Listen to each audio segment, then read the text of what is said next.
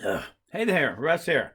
Welcome back to the shop. Okay, so let's do this. We're going to do one more box, and I'm talking about one more mini bandsaw box. But we changed a couple of things on this one so that we can see some differences, and I'll go over those differences. One thing about these, I was using a 4 TPI blade, 3/16 wide, and there's some rippling. You can kind of see it on the screen, but it's not real smooth. That's why I said it take a lot more sanding for something like this when you use the rougher blade, but you get a faster, more free cut that isn't build up heat.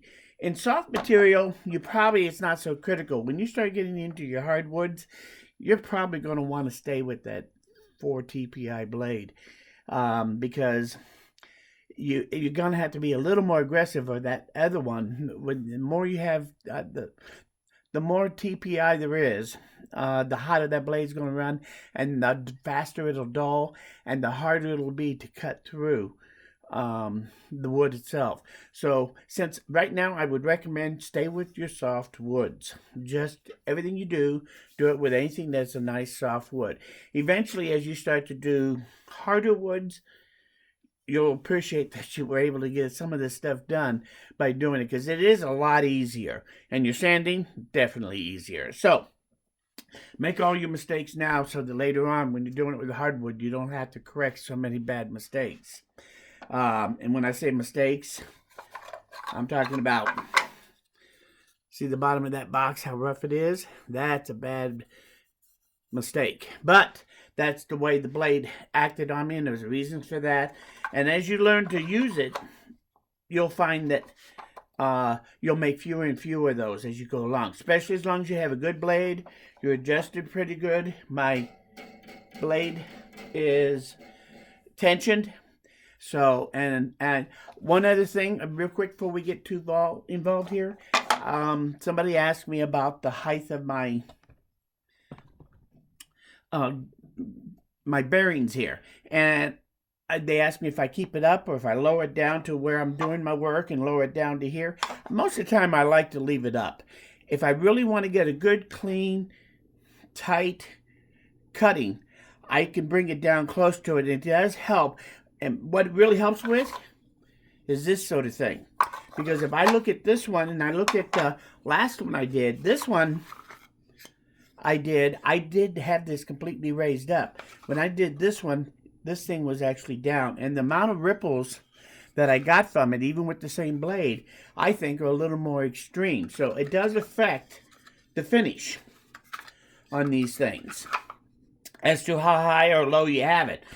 Just whatever you're comfortable with, because more than anything, while you're doing these cuts, the big trick is you want to be very comfortable and not be distracted, because once you start to cut, it's really important that you don't stop or have to move very radically on your angles. Oh, there comes another tugboat, foghorn. But when you do your cuts, you want to take it a good, steady speed without stopping is the ideal way of doing it. Now, this one is going to be cut the same way as all the rest of them, with one exception. I do have a 10 TPI blade in here, so this should cut smoother than what I've been doing up to now. And we'll compare this after we've done everything. We'll compare the quality of the cut. But the best way is buy a 4 TPI, buy a 10 TPI in a 3/16. Try them both and see which one you like best, and then buy several of that one. If you're going to be moving your blade back and forth between the different sizes, I don't like to change blades on. I tend to put one in and leave it there for a long time. But if you don't mind changing them out, then buy all these different ones, because you will find that as you refine your techniques and what all you're doing and what you want this saw to do when you do your cuts, you're going to probably want to change that blade out from time to time to get the kind of details in the way that you want to do it. So practice, practice, practice. That's really what it's about. And I'm going to show you all the basics. I'm going to give you some really excellent ideas of what to use to make different types of bandsaw boxes, how they're different, We're going to talk about all sorts of different things. We're going to talk about open bottom versus a closed bottom box on the drawer, on all your drawers, about your entry and that sort of thing. Entry strategies on your wood. We have a lot to go over, so that's why this is going to be a pretty long series. I'm not going to do all that today. So let's make a cut here, and then when I take it over to the bench on the next video, we're going to talk about this. We're going to talk about what the heck are we going to do with these guys now that we've made all these darn things. Things like that. But what can you do? Bandsaw boxes aren't, that's one thing I like about them, is size really doesn't matter. You can make nice little small ones that you can give. These are great little gifts. Anyway, I'm getting off track. We're going to make this cut. Now, I will tell you that because this is so thin here, it's only 1.5 inches, I decided to take it over to my table saw, and I cut the back off over there. And the only reason I did that is that it gives me a nice flat surface. It makes it easier when I set this down because that's going to be cut. This is the back of the box. When I cut this out, the flatter this is, the better I like it. So I just did it that way. You can do it that way, and then that'll just mate back up. If you do it on your bandsaw, it'll line back up anyway, and it's not really that big a deal. So, but it's your choice. That is something you can do. It just cut this with that. Or if you're going to put a lamination on the back, just have your lamination ready. Cut out your box, and then take your piece that you're going to put on the back, and then glue it on there after you do your cut out of your drawer. So, doesn't really matter. But let's do this cut. And it's just a simple single drawer. I'm going to put a divider in here for you because I told you we would do that this time. So we'll put a divider in the drawer so you can kind of see how that's done.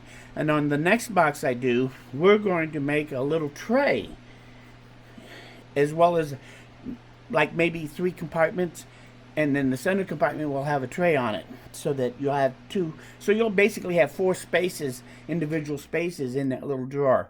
Now when we do that, we're going to be moving up to something a little bigger than 2x4. This is just a pine 4x4 post.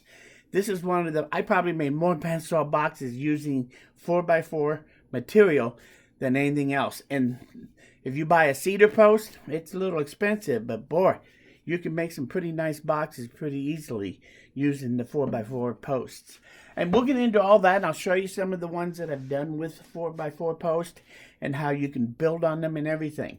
Let's keep this simple. Let's do our cuts. Let's talk about what we have. We'll take a quick initial look at the finish on this 10 TPI blade versus the 4 TPI. And then you can, like I said, try it for yourself, and you can kind of see where you're going to go. So let's go ahead and let's do this cut first. Oh, one more thing. Somebody also talked about having the bandsaw that was only a 6-inch height on his and a 10-inch to the back of it. So his restriction was a lot less, and he said that he was concerned about being able to make some of the bigger boxes that I'd made on his bandsaw. So what I'm going to do, unless I tell you different, this thing here is always going to be set at 6 inches height, so that anything I do on here, he can do on his. Also, because his depth here is only 10 inches, he said between 9 and 10. I will tell you that to the end of my tabletop right here, that is right at 9 inches. So as long as I stay, don't let it overhang as I'm doing my cuts, that means that anything I do on here, he can do on his. So if I'm cutting anything that's big enough that it would go past here, I'll make a note of that. And you watch for that too, so that you can see that anything I do here, you should be able to do on a smaller, I think they probably 10-inch saws is what they would call that, with a 10-inch in this area. So anyway, let's do this cut. Let's see what it looks like. I've already cut my first cut. The back is cut off. So let's do the other cuts here real quick and see what it looks like on the cuts. So I'm going to go in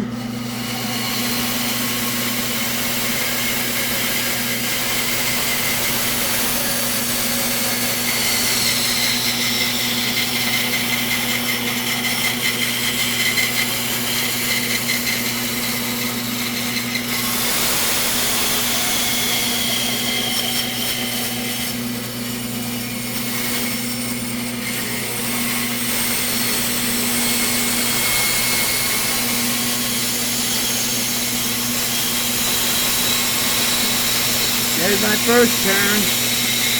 One more to go. So now we're going to slowly go back, following the line. You'll notice that I'm going a lot slower, but I'm not pushing on that blade hardly at all. Just enough that it's moving on me. I'm letting that blade do all the work. Here we go with our next turn.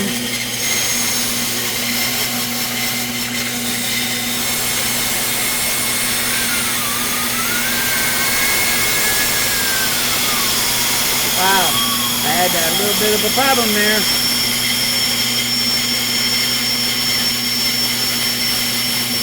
Now I'm holding down on both pieces because they're about to come apart from each other.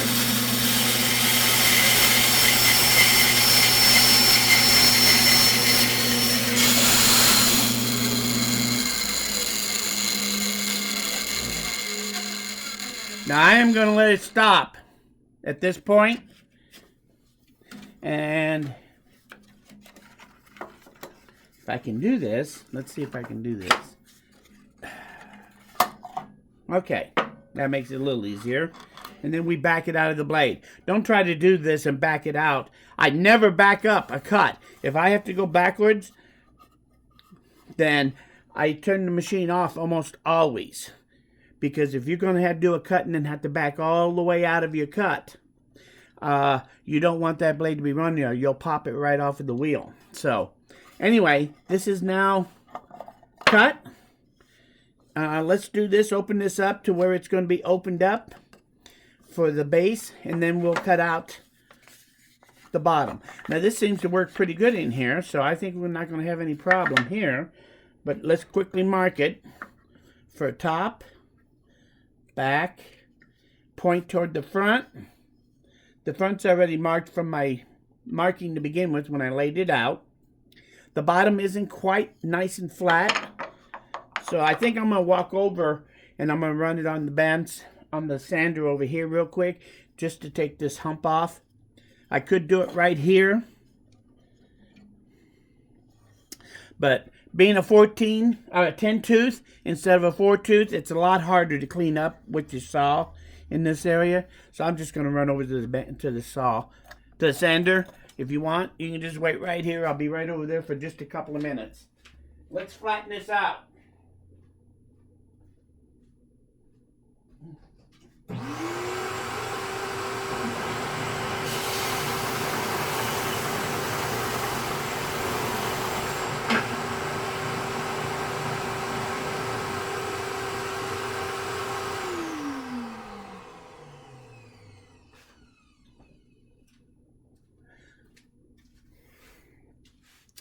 So now it's flattened out, so now it sets nice and flat. It'll make it a lot easier to cut the, by doing this, it'll make it a lot easier to cut the front and the back off. So let's finish marking this real quick. Let's check this. We're marked, and we're marked here. We're marked on the top. We need to mark the bottom on this drawer. Because if you don't, and then I put an arrow toward the front, because when you cut this top out, this T will go away, and then you won't know what you got for sure until you do. So I always mark the bottom with an arrow to make sure I still am orienting my direction on the block. So now let's cut. Let's cut the cut number. Whoops. Let's go in. Let's do this real quick. Let's open this up.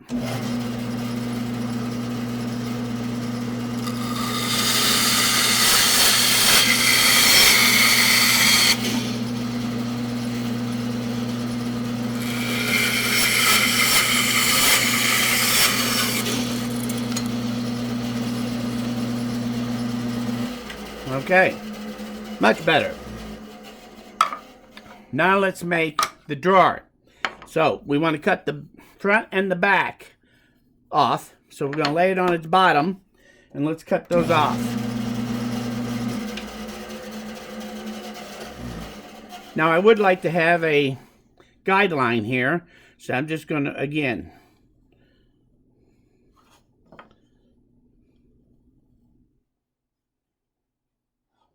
So I mark a little line to help me follow so I stay straight. Now let's cut it.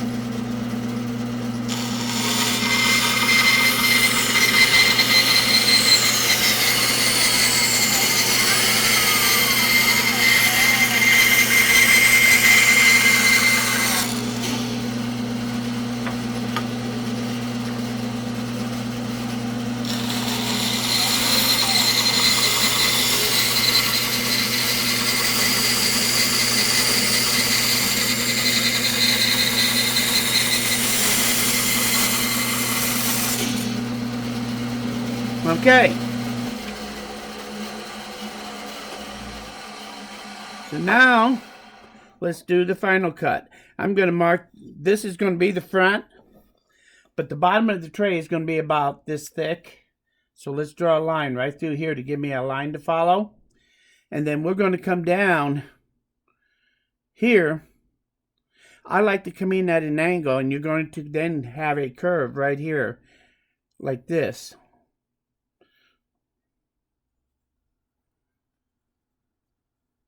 Something along that line, making them as equal as we can as we go. Now we wanted to put a centerpiece in here, so we're actually going to come in here, and right in here, we're going to come back up, and we're going to go back in, like so. So then that's how you get your center divider. So let's create this center divider. We have it roughed out now. We can clean it up after it's cut out. So let's go ahead and cut this out to give us our rough design. And make sure this is the bottom, this is the top, so you don't get it upside down. Now let's cut this out.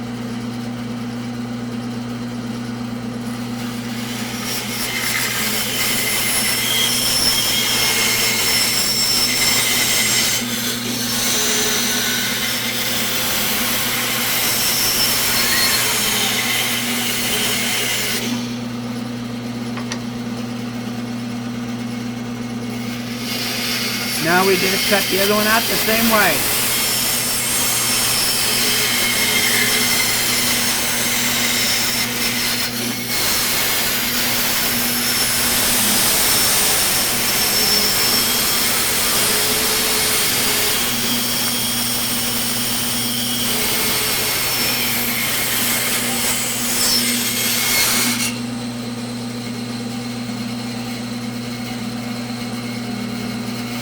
There we go.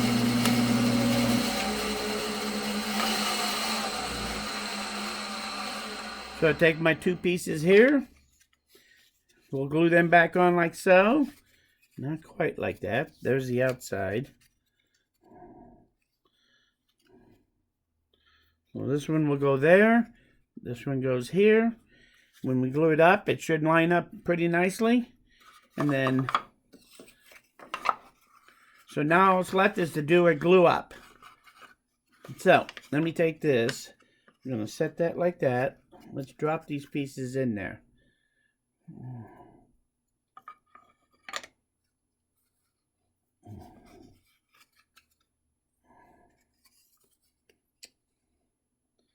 Whoop, that's the front. Okay. There we go. Okay. So now we can take this over and I can glue this all up. I'll do that in the next episode. And I'll do that while I want to talk about in the next episode about what do we do with these. And also we're going to talk about scaling up to making a box in what I would call a good size. We're going to start making, these aren't real practical to make jewelry box, bandsaw boxes.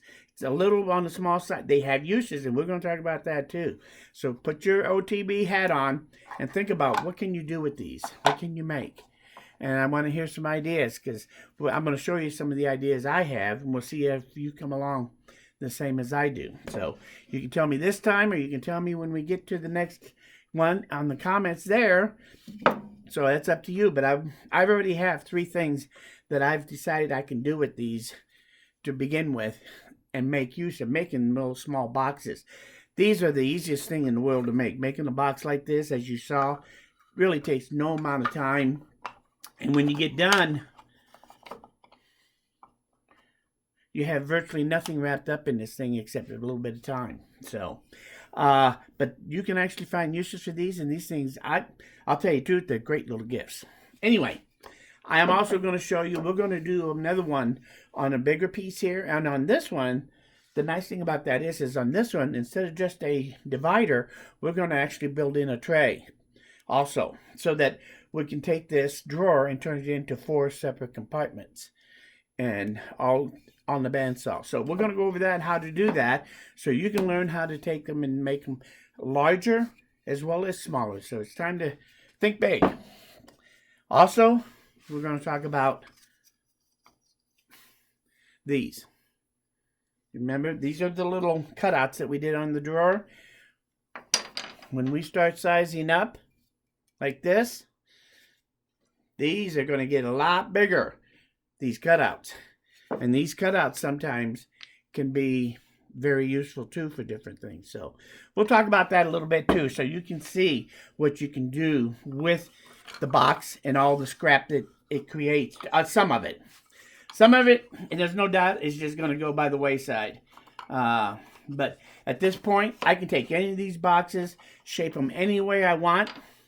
If I know I was going to put a particular shape on something like this, I might have made it longer on the ends. And we'll talk about all different ideas that you can do with little boxes like this, and see if your ideas are out there in OTB land, just like I do here. Anyway, that's about it. I did the second one. We're going to move up, but on the next video, we're going to sit down and talk about how some of the things that we got, how to do it. We're going to talk about this blade. We'll take a close look at the cut on this and see how it compares to the previous one, so you can see what the TPI, how big a difference it can make on your work when you do it. Things like that. As far as the sanding, at this point, any sanding that you want to do in here or here, you want to do it before you put the backs, before you put the faces back on these things. So this is where you would do the sanding in here. And I can tell you right now, initially, if you look at that cut is going to take very little sanding on those. And so that blade there is much nicer to give you a much smoother cut, but you got to go slower. That blade won't last quite as long, and you have to be very patient with it. So make sure when you get these, you're going to go through blades a little quicker than you would on the 3 TPI type. So, but it's well worth it if you don't like sanding, I'll tell you that. So we'll talk about all that, talk about when to do your sanding, what's the timetable on doing all your glue up, which pieces do you glue on and what sequence. Gluing up is not quite as critical as doing the cuts. The cuts have to be done in a certain order for what you're trying to accomplish. You can very easily mess that up. That's not marked.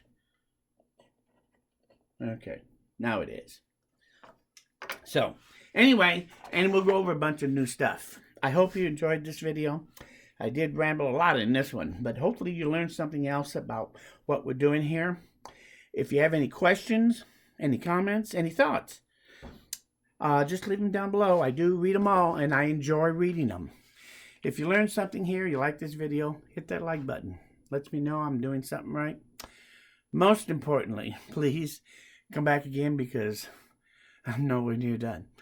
We'll see you guys all again very soon.